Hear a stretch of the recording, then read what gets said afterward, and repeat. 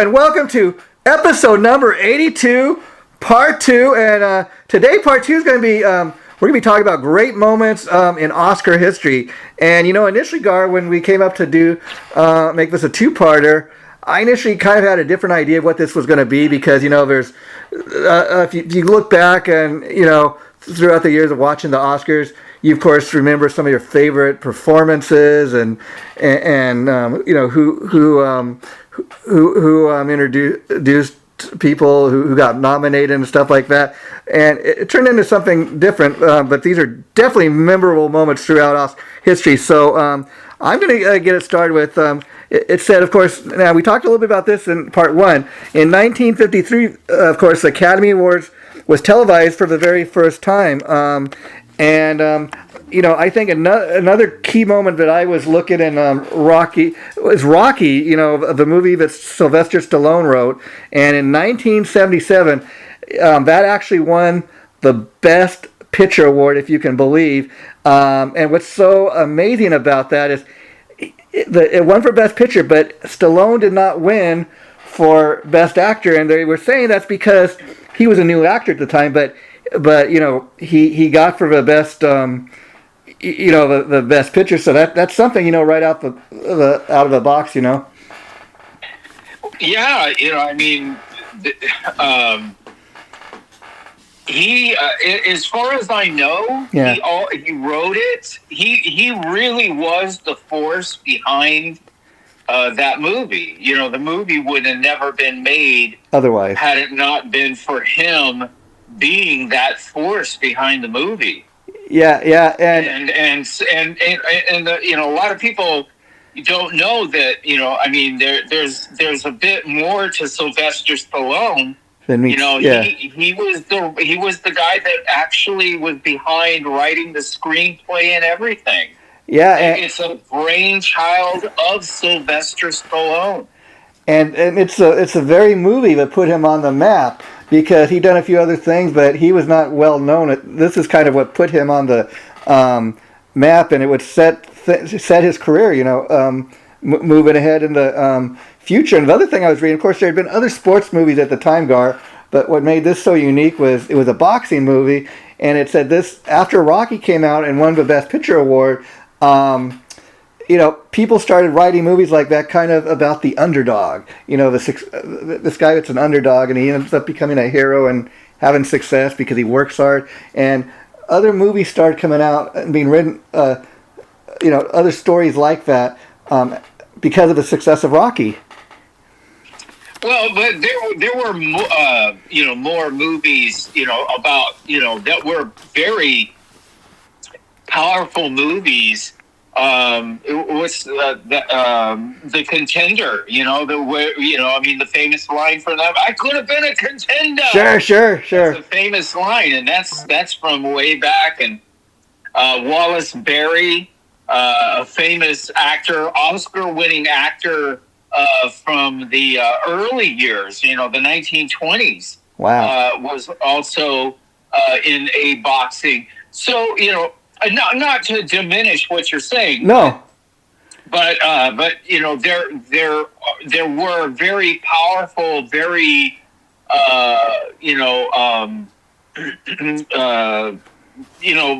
movies about boxing before Rocky. Oh, sure. It's just I remember myself in 1977 when the Rocky movie came out.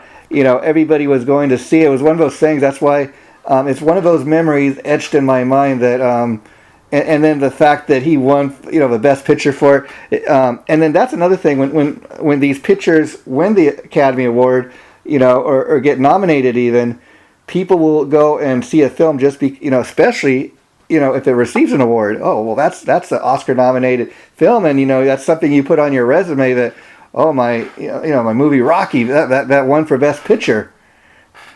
Well, for the history of the Oscars, if a movie won an Oscar, and that just all that did, once that movie or an actor for a performance wins an Oscar, people, if they didn't see it, they start scrambling to see the movie, and which is a huge boost for sales. Yeah, yeah. You know what I mean. But it was, it really, it very the best way to put it is back.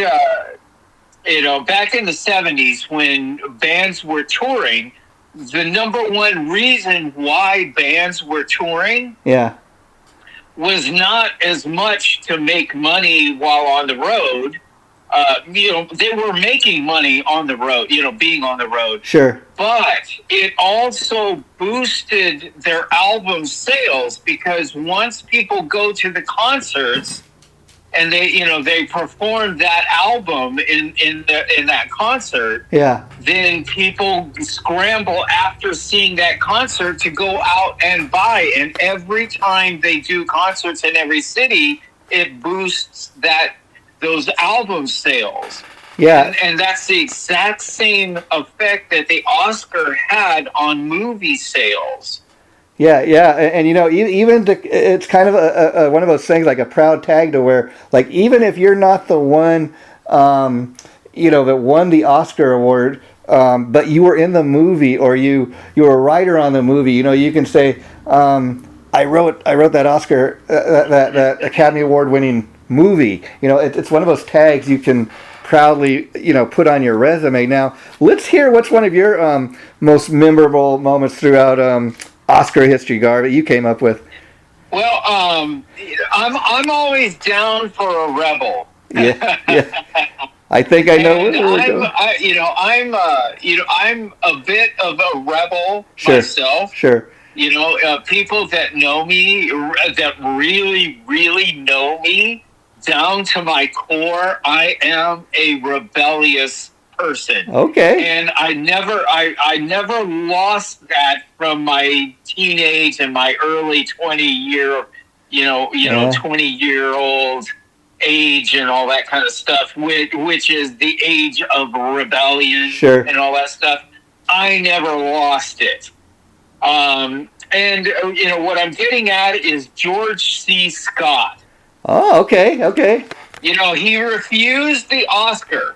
Oh. And at the time, I didn't really, know how to mentally digest it. But now, in looking back at everything, the reason why George C. Scott refused the Oscar is because he had a major distaste for the entire Academy Awards. Wow. You know what I mean? He didn't have some statement to make, Yeah. or anything like that. He refused the Oscar because he really was refusing the Academy Awards. They must have done something or pressured him in some kind of way. Yeah. For him to do that. You know what I mean? Mm-hmm. People don't just haul off and have a distaste for anything. Yeah. You know what I mean? People always have a distaste for something for a reason. Sure.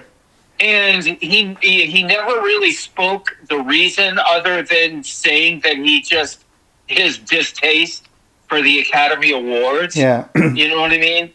But, I just, that whole thing is a huge rebellious act, and I love it. It's interesting you brought that up, Gar, because I came across, not George C. Scott, but another such incident that I kind of forgot about, and this kind of sparked my memory of it. So I definitely wanted to mention this one. It said, in 1973, Marlon Brando declined the Best Actor award for The Godfather by sending Native American activist Sachin Littlefeather to the Academy Awards ceremony to reject the Oscar on his behalf because of Hollywood's portrayal of Indian people. Now, here's another thing. He initially had wanted her, he'd written out a huge, long, overblown statement, and I say that because it was so long that they told, I guess they found out that she was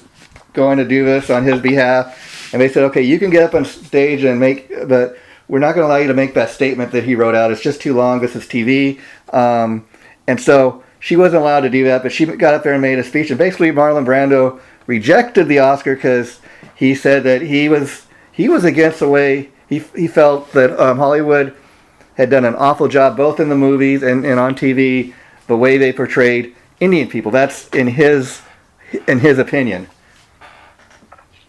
Well, that's your moment. Yeah. I got mine. And that's kind of was Marlon Brando's big FU to Hollywood. And I think it may have been one of the first times somebody had actually done that. And what's interesting is he doesn't even go and do the FU moment. He reaches out to this activist, and when she goes up and says that she's rejecting it on his behalf, the crowd boos her, Gar. This is back in 1970. I saw it.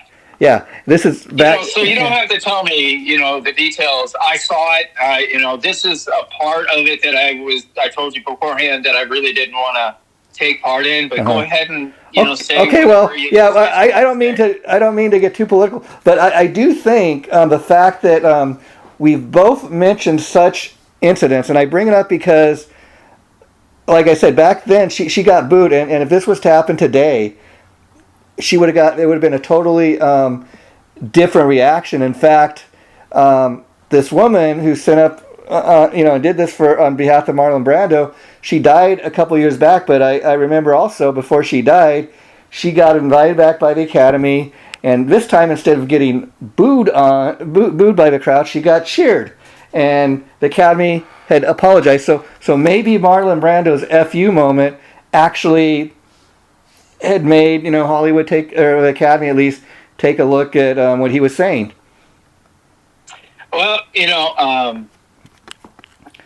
any injustice to any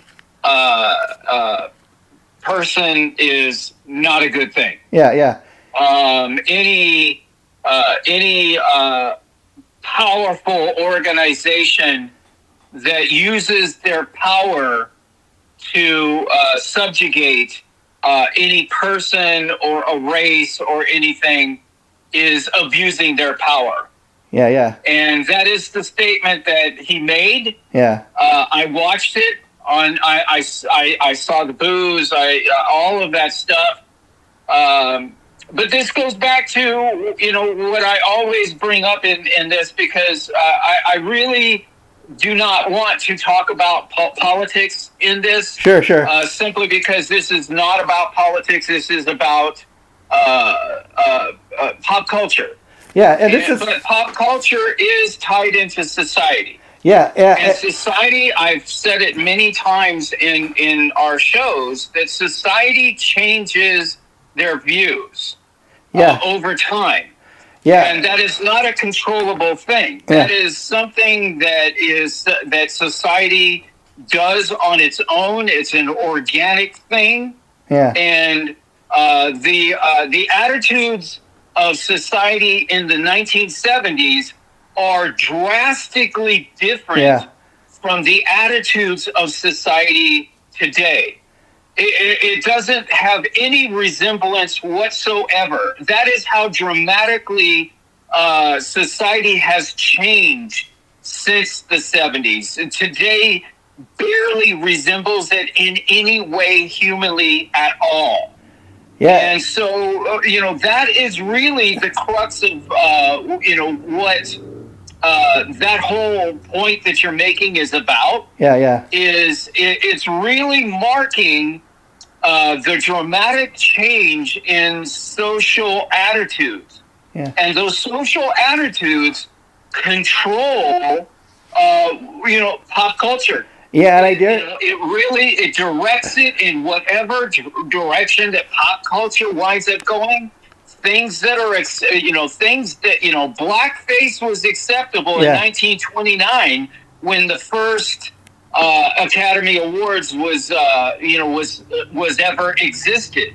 Yeah. And blackface was okay back then. Blackface is not okay now. No. And these are all changes in society. What is acceptable at one time is not acceptable at another time. And that is really the crux of what the point you're making. Yeah, and I dare say that these are like little moments in pop culture for the simple fact that I don't even think when Marlon Brando did this that he had any idea that it was going to kind of have that kind of effect. I think too at the time a lot of people are kind of like were at gasp for the simple fact, but wait a minute, who does this guy think he is? He's being honored here tonight. How could he just reject the award? But because of what him and George C. Scott and a few other people did, it also other people started to do it down the line, and that's where we're going to leave that. So, what is your next moment in Oscar history, Gar? Well, when we did our episode, a couple of weeks ago, I mentioned the movie Network. Yes. Okay.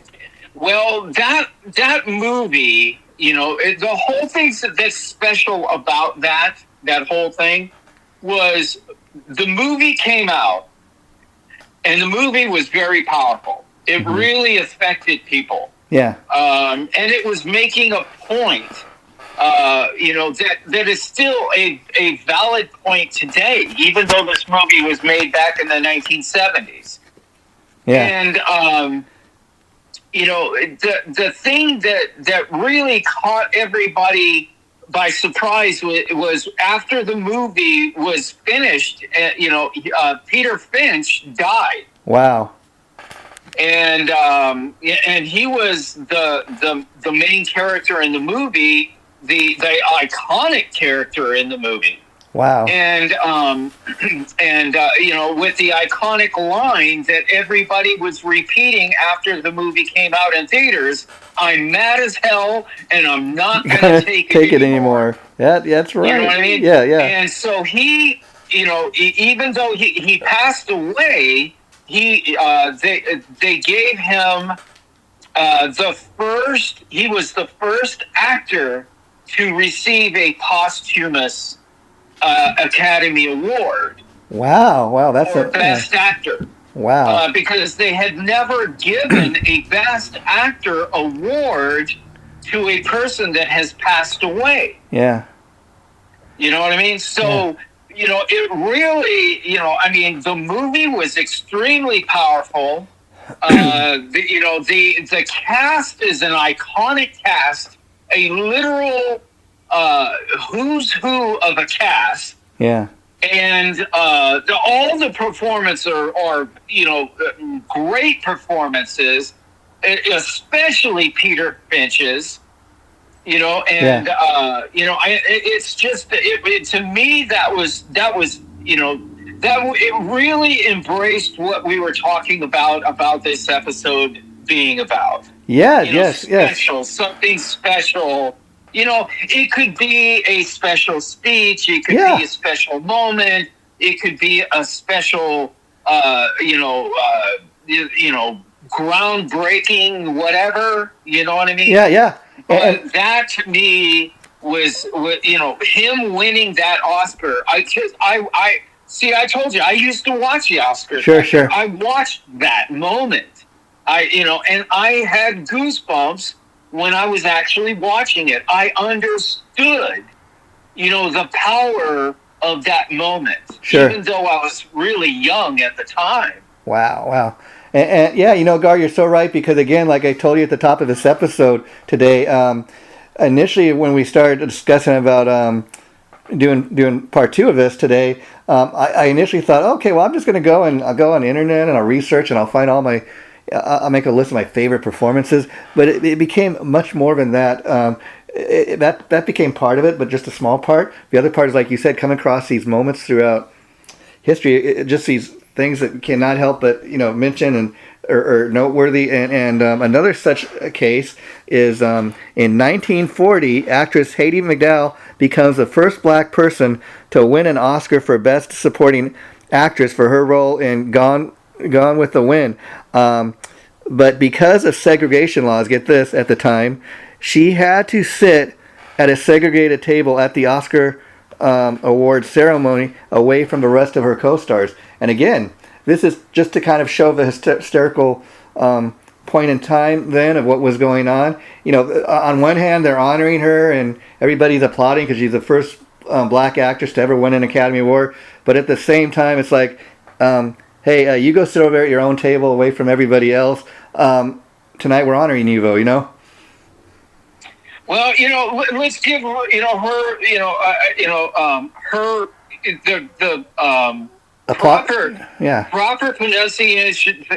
Okay. Hattie McDaniel. McDaniel, thank you, Gar. Thank you. Hattie McDaniel.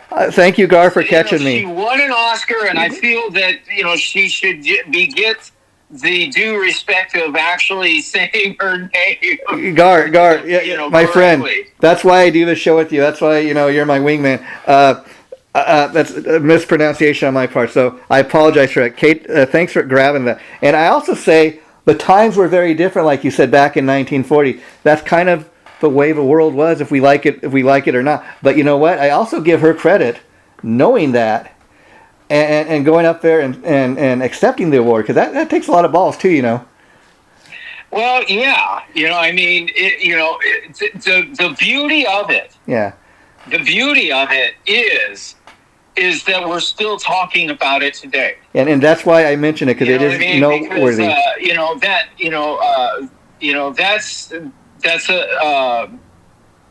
That was a moment that showed society the way it is. Yeah. You know what I mean? And the other great thing, how society affects pop culture and all of that stuff.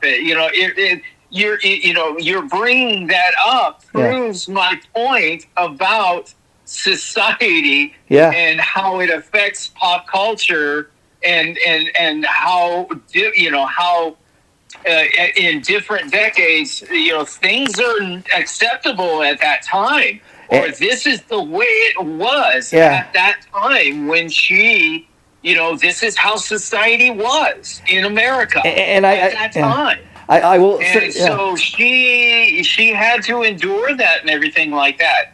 But, it still never will diminish the beauty of the fact that we still talk about it today. And I will say, Gar, the final thing I'll say on this matter is I think it also shows, even though that's how things were at the time, it also speaks volumes of the Academy. In spite of a world being what it was, they still felt that, hey, her performance is noteworthy. Her performance is worth being, nominated for. She deserves, her work was so good in the film. She deserves, a nod from the Academy. So I will say, the world being what it was at the time, that speaks volumes to me that the Academy would even nominate somebody.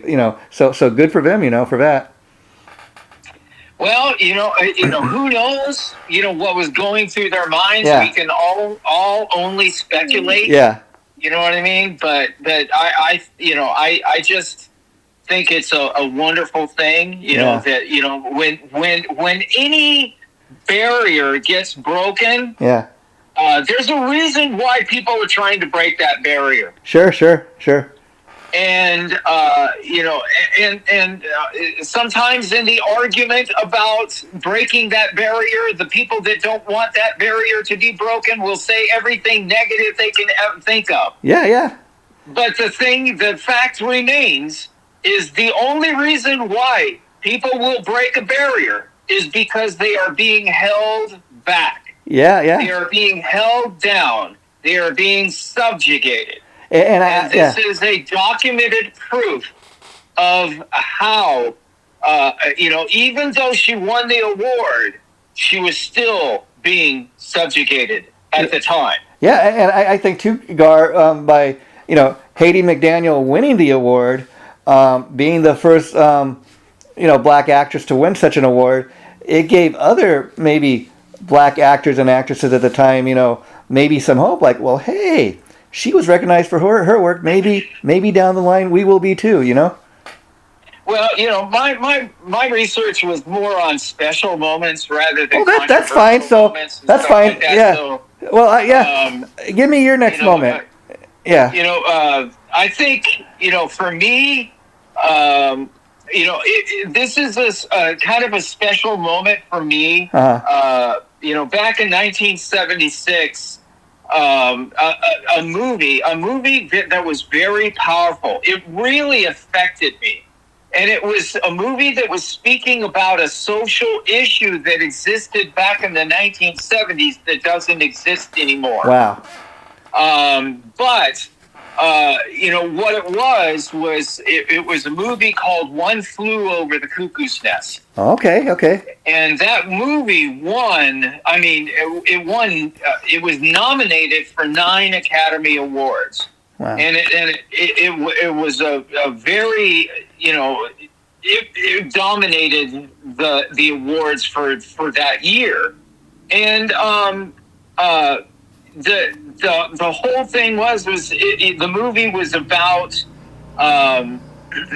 insane asylum hospitals. Okay. We have places like for the mentally insane. Yeah. You know what I mean?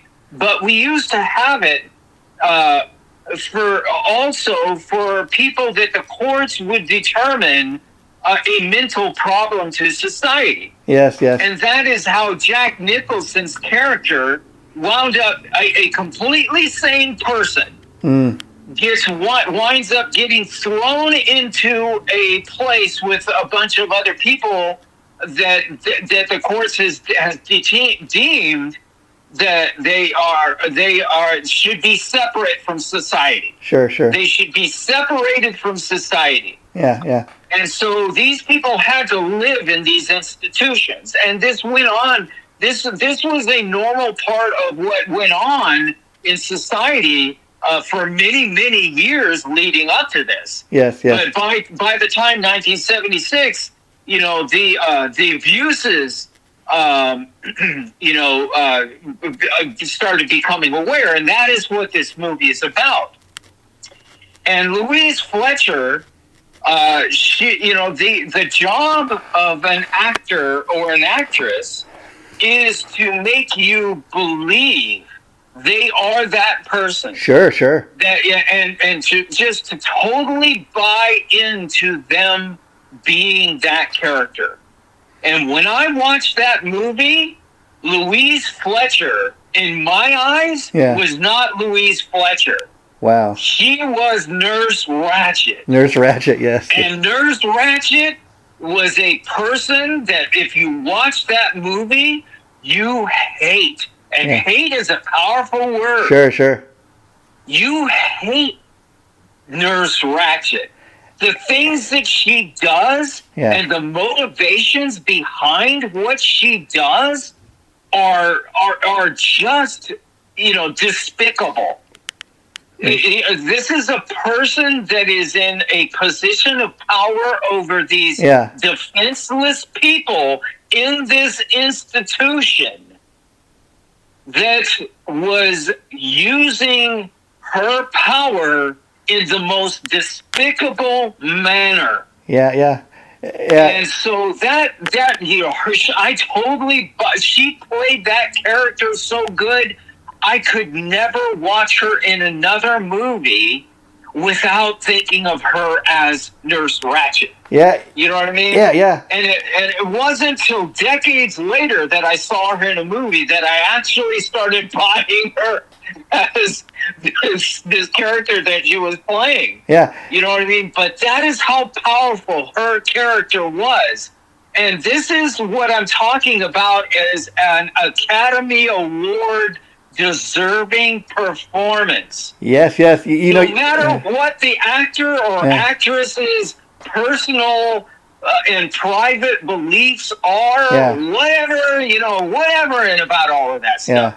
What the whole thing about the Academy Awards to me had always been a Academy Awards worthy performance. Yeah, you Louise Fletcher's performance, man, that completely encapsulates and encompasses what that means.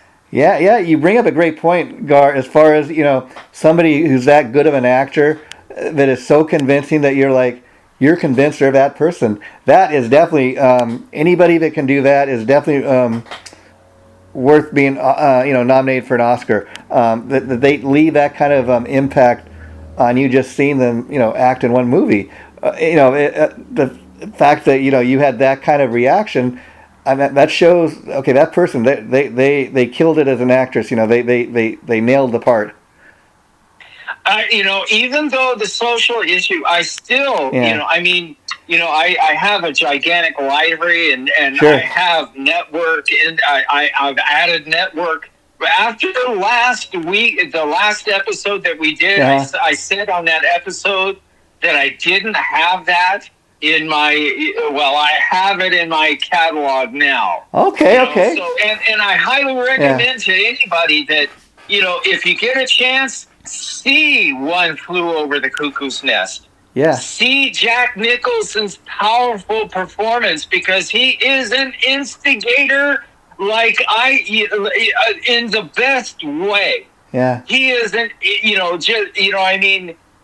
he's an instigator, but he uses it in the best way. Yeah. You know what I mean? And in his performance in the movie. And it's such a good movie. I highly recommend anybody see that movie and also see that movie Network.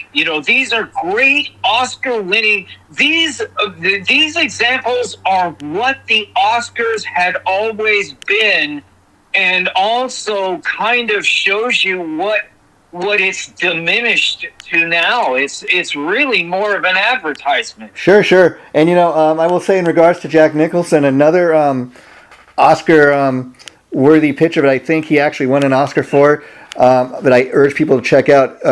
He did with Helen Hunt, As Good as It Gets. That's really a great film too if you want to see some of Jack Nicholson's finest work.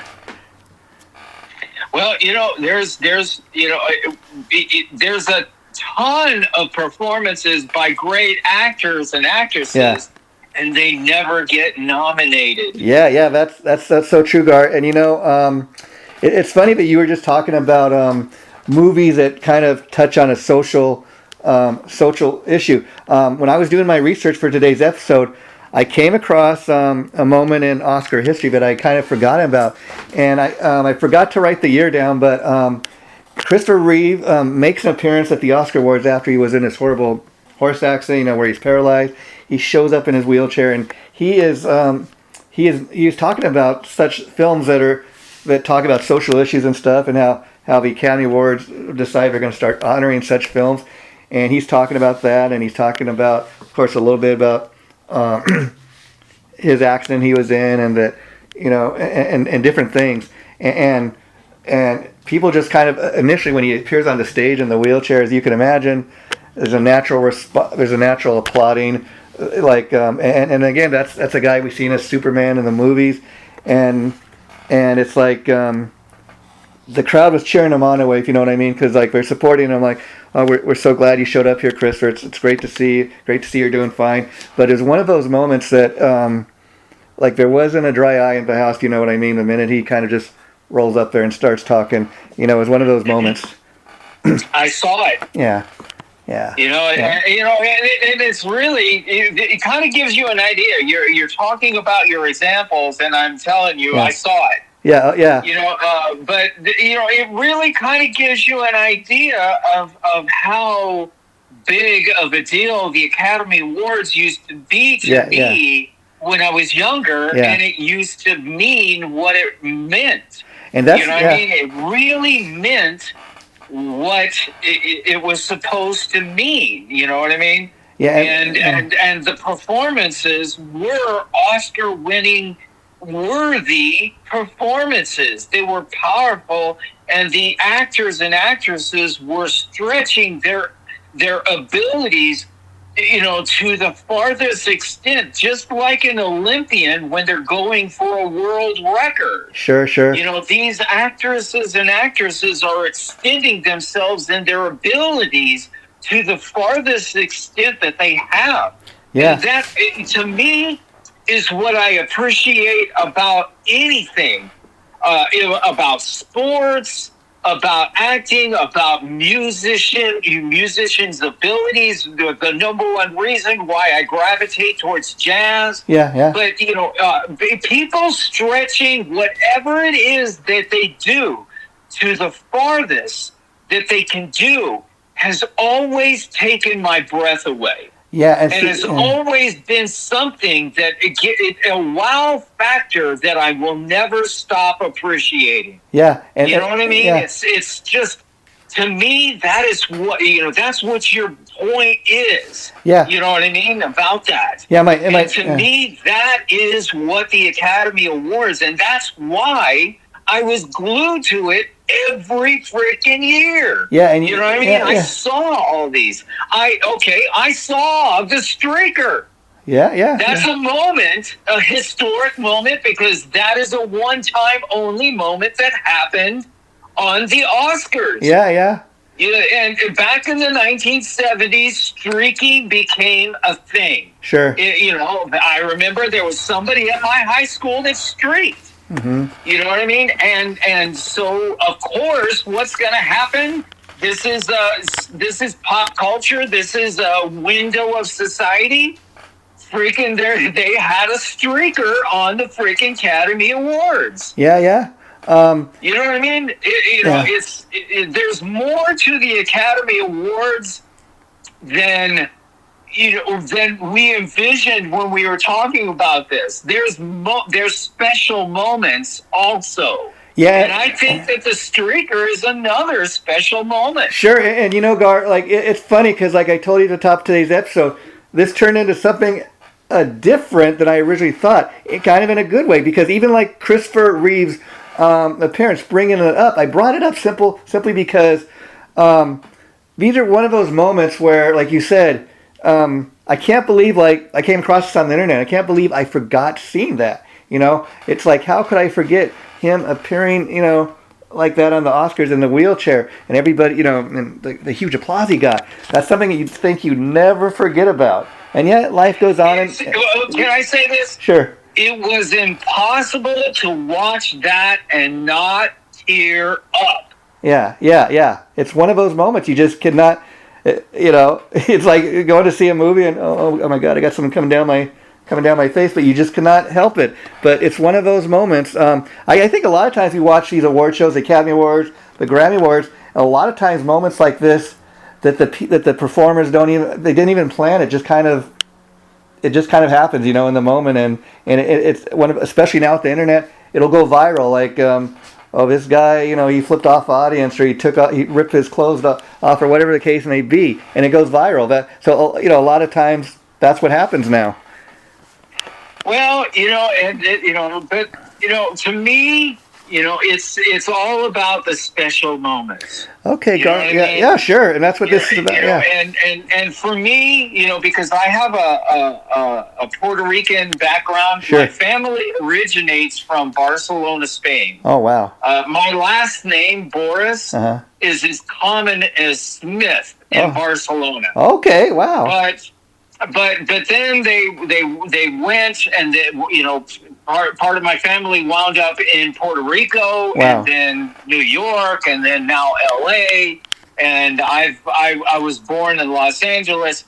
But there are first time Puerto Rican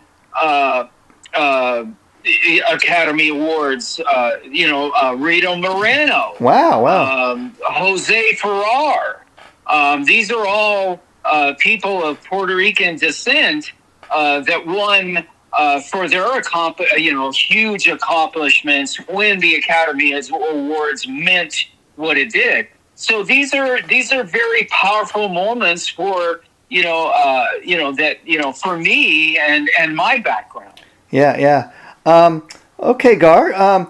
My next moment was, again, this is another one I can't believe I forgot about, but in 2003, if you remember, director Roman Polanski wins for Best Director for the Pianist, but did not attend the ceremony because he was in exile from the U.S. For statutory rape charges that dated back to 1977. And again, this is one of those moments in pop culture when I bring up because I remember at the time this controversy was going on before the award ceremony even took place. This was a big. I remember coming home from work in the afternoon, listening to talk radio. This was a big topic of the day.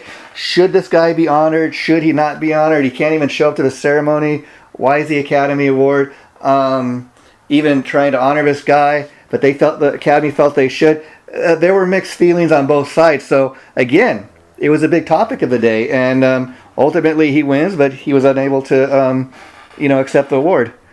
Well, that's something that I didn't really catch, that's part of it that's before my time, because basically I go back to the 60s. Sure. You know what I mean? Sure. When I existed, and I started becoming aware of things, and it's really weird because I remember so much from my early childhood. Sure. From the early 1960s, and we're talking about me remembering things pretty vividly from being maybe about 5 or 6 years old. You know what I mean? So, even though it's a long time ago, I have this uncanny ability to remember memories and stuff like that, what I experienced, even going back that far. I don't remember every single thing, but there I have a lot of memories that go back that far. But previous to that, it's all kind of historic, and you have to kind of read it and everything, and I was more kind of focusing on things that I relate to, that kind of meant to me, powerful moments. Yeah. Say, for example, like, Robert De Niro, when he won Best Actor in the 53rd Oscars back in 1981 for his performance of Jake LaMotta. Oh, okay, when I saw that movie, man, I believed he was Jake freaking LaMotta. There you go. You know what I mean? Yeah. And the way they did the movie was the decision to do the movie in black and white was a great decision. All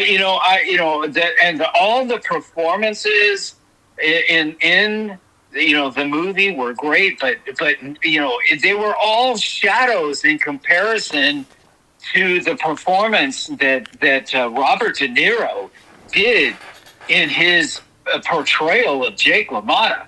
Wow. Jake LaMotta, a lot of people don't know about it. He was kind of one of those boxers that, his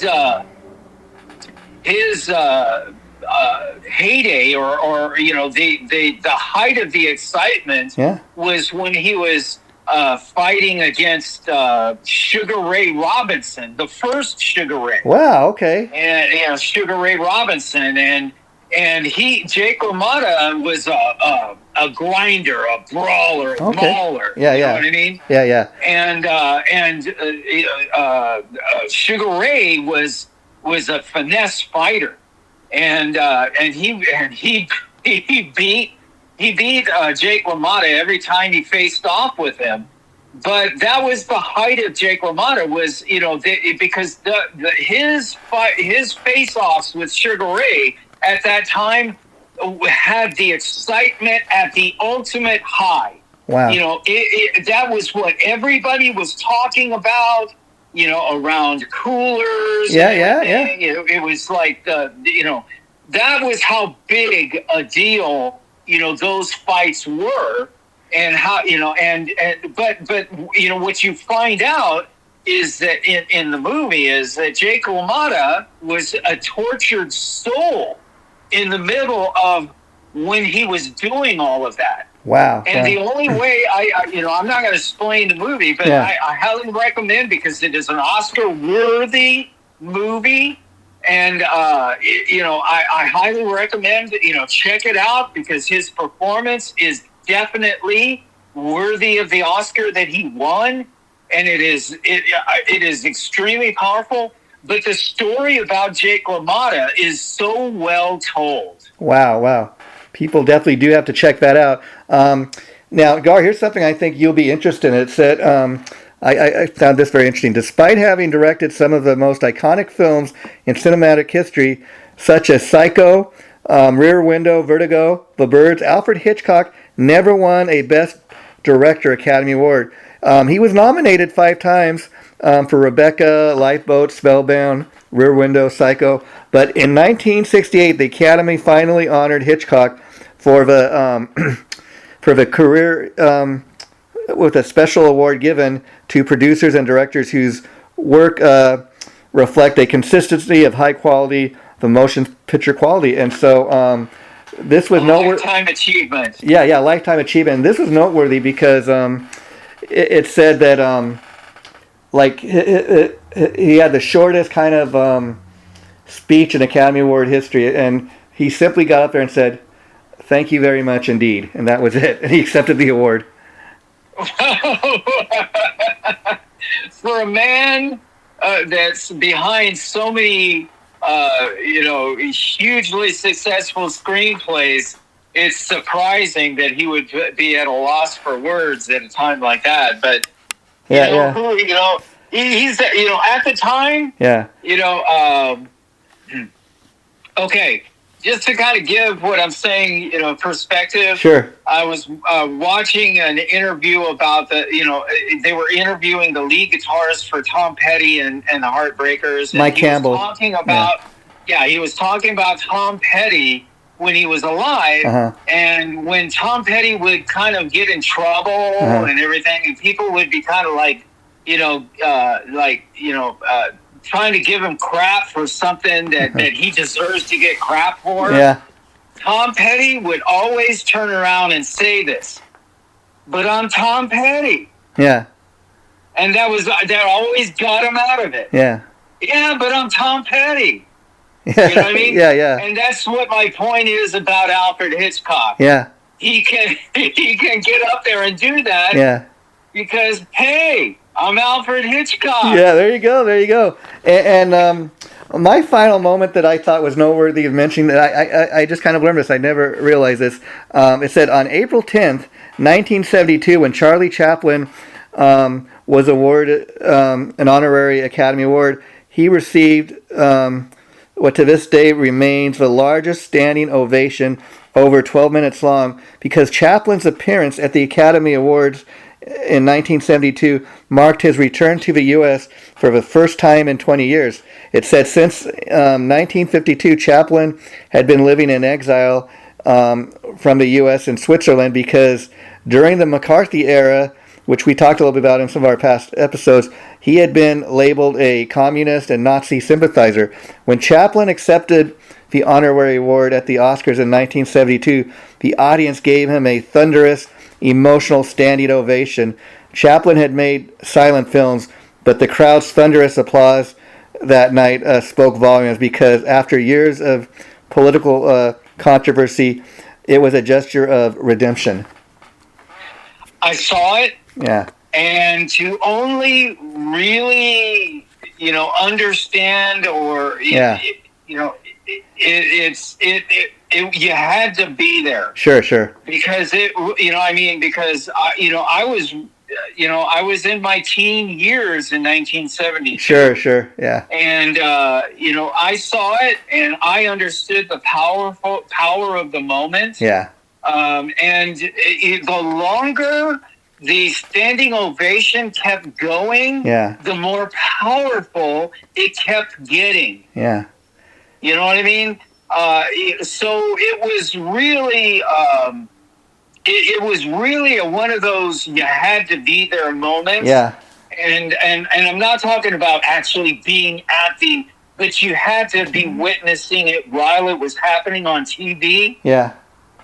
And that's the best way that I can describe it is if you were really there, you really would have understood why this was such a powerful moment. Yeah, and Gar, when I was reading about this, I kind of thought about you, and I wanted to ask you this in relation to this, that, you get up on stage and you perform as, frontman of your band, you guys go and do what you do on stage, and I imagine when you get that kind of ovation, or when the crowd is cheering you on, that's got to be a great kind of moment in time where you're like, yeah, these are my people, they're with me.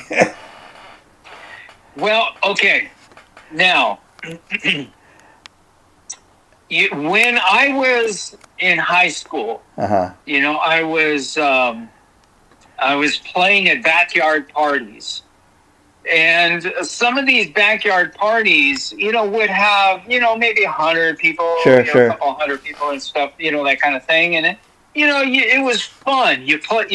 You're young, you've never played in front of a crowd. Yeah, yeah. And, you're doing it for the first time. And, the experience of hearing that crowd of say 100 Yeah. or so of people, it's an experience that once you've experienced it, you're addicted. Yeah. You keep wanting to come back to that experience. And that's the reason why there are so many musicians that even though they're not making much money or doing it, they're still willing to load that equipment in the freaking truck and drive sometimes some crazy distances. Yeah. Just to play in front of an audience, because it's not about the money. It's about the experience that as a musician that you're experiencing, and you're always wanting to get back to that, just like an addict Sure. is trying to get back to that first time that they ever did whatever they did that got them addicted. Sure. Now, once you reach that point, the point where that really exploded, Yeah. was in the 80s, and I'm doing my first show opening for a major act. Wow. And I was in a band called Tiger. It was spelled Tyger, and we were well known back in the 80s in the Los Angeles area. And we got a gig opening for Blue Oyster Cult. Wow. At the Ontario Theater at the Granada Theater in Ontario, California. Wow. And that was my first time playing in front of that kind of audience. Oh man, the difference is the feedback that we were getting from the audience felt like the same kind of roar that you hear when you're at a stadium. Yeah. And you're watching a baseball game and something happens. Sure. Yeah. You know what I mean? Yeah. That is the kind of roar that you get from those kind of crowds. Well, now I have become addicted to that. And all the way from the early 80s when I did that show, all the way to now. And that's why, folks, it's always getting back to that. Always getting back to that. Yeah, and so it's like the never-ending story. Yeah. I guess and I say this. I've said this 1,000 times. I'm enjoying what I'm doing so much that I'm just going to keep doing it until the wheels fall off. There you go. And that is why, folks, Gar Borras is not only the greatest co-host, but he is a rock star of this show and the rock star of Appetite for Destruction and everything he does. We love having you do the show with me, Gar. It's super fun. And I will let you wrap up today's show. You have a final thought for the folks? Well, I think I'm a horror film buff. There you go. And I we've done so many episodes. That's really how a lot of this started. Sure. Was we were doing reviews on horror movies. Yeah. From the from the history of horror and all of that stuff. Yeah. But and that's the reason why this whole thing that we're listening to now exists. It's all started from horror, and it was a very special moment for me when Silence of the Lambs, got the first horror film Best Picture Academy Award. Yeah. You know what I mean? Because horror movies, for me, really exploded back in the 1970s with The Omen and The Exorcist, and just there's just a whole plethora of horror movies that went huge back in the 70s. I mean, huge. Yeah. All blockbusters. Future episodes. But they never won an Oscar. Wow. You know what I mean? Yeah. And so finally, in 1991, a horror movie got an Oscar. There's a future. And I do, even though my favorite of the two movies is Hannibal, not Silence of the Lambs, don't let that fool you. I still love Silence of the Lambs, and I think it's one of the greatest horror films, because it's really more, horror, on the idea of horror and creepy, rather than blood, guts, and gore. Yeah, because I really do not like blood, guts, and gore horror movies. I will not watch them. They're brainless. I'm with you, Gar. These movies, Hannibal and Silence of the Lambs, got the nod. Yeah. They are really well-made movies with great performances. Yeah, and I will say, in regards to those two movies, Gar, they also are kind of they accept the exception of a rule. A lot of times we've talked about how sequels are never as good as the original movie, or they don't live up to it. That's one of the exceptions to the rules. And in talking a little bit about your love for horror movies, I haven't discussed this with you yet, but maybe in about a month from now, I was thinking it would be fun to do an episode on The Creature from a Black Lagoon, because I read something online that's celebrating, if you can believe it, 70th anniversary. Well, for me, that is really special because that's my childhood. Okay, definitely then. Back to those trading cards that I was telling you about. You know what I'm talking about. Sure. And that goes back to that time period in my life. Yeah. So I would never be doing an episode like that. Okay, well that's definitely. Even though I don't really visualize it being a high. Getting a lot of high numbers as far as people, because I don't, I think it's a little bit off the beaten path by today's standards. It's a forgotten. I'd like to, describe it as a forgotten treasure. Yeah. You know what I mean? Because it really. We'll talk about it. I don't want to get ahead of it. No. I am so for doing it. I would love to be surprised that we get a lot of people that tune into that one. Yeah, I would really like to be surprised. You just never know, Gar. I mean, with these shows we do. And final thing for the day, folks. The show you're listening to now was recorded on Mother's Day, so we hope all you mothers out there had a great Mother's Day today. And also, when Gar and I get together 2 more weeks from now, Gar, this is going to be a real fun one we've been wanting to do for a real long time.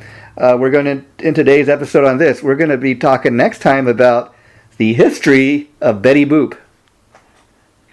Betty Boop. Oh my gosh, that's another part of my childhood in that same early 60s time period. Sure. When I discovered Betty Boop, you know what I mean? Betty predates me by many decades. Yeah. But Betty Boop was still going strong in the 60s. Yeah, and it's at a point now where I still tell you, I see Betty Boop memes and stuff on Facebook almost every day, but it's becoming one of those things where it's becoming a little bit dated, where not everybody knows who or what Betty Boop is, and that's another reason for doing an episode like this. And so, it kind of warms my heart that when you go into those stores that are specifically for buying things. You know, say like you could buy a plate with Lucille Ball's picture on it. Yeah. You know, they're supposed to be collectible kind of stuff. I don't know, but you go in there because they're interesting shops. Sure. And you still see Betty Boop, kind of there over there in the corner. Yeah. So even here in 2025, you'll still see Betty Boop in those type of shops. Yeah, and deservingly so. So that's what we'll be doing next time, folks. Have a happy Mother's Day. Gar, thanks again, my friend. This one's turned out so awesome. Thank everybody for tuning in. Oh, my gosh. Yeah.